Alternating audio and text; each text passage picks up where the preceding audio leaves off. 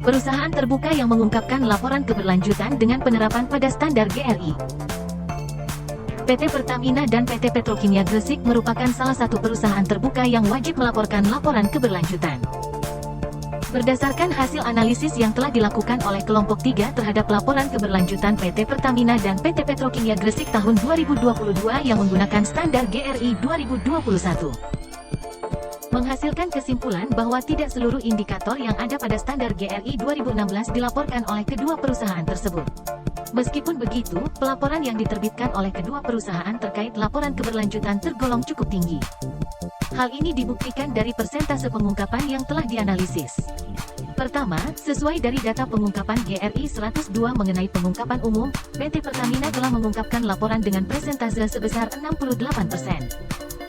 Sedangkan pada PT Petrokimia Gresik telah mengungkapkan laporan sebesar 94%. Kedua, untuk pengungkapan indikator GRI 200 terkait dampak organisasi pada kondisi ekonomi dari pemangku kepentingan dan pada sistem ekonomi di tingkat lokal, nasional, dan global.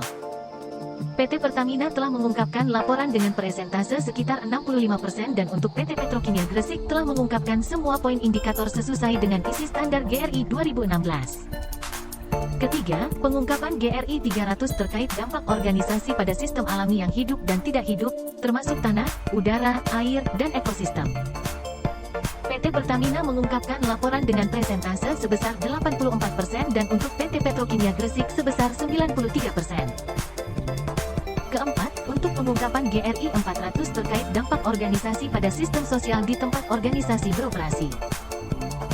PT Pertamina telah mengungkapkan laporan sebesar 61% dan PT Petrokimia Gresik telah mengungkapkan sebesar 78%.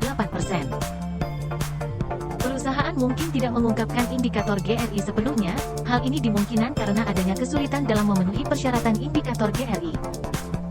Meskipun demikian, alangkah baiknya perusahaan mengupayakan kinerja dan memenuhi aspek-aspek dalam standar GRI. Manajemen perusahaan seharusnya dapat memanfaatkan sustainability report untuk meningkatkan nilai perusahaannya, mengingat bahwa investor memberikan respon yang positif terhadap pengungkapan informasi.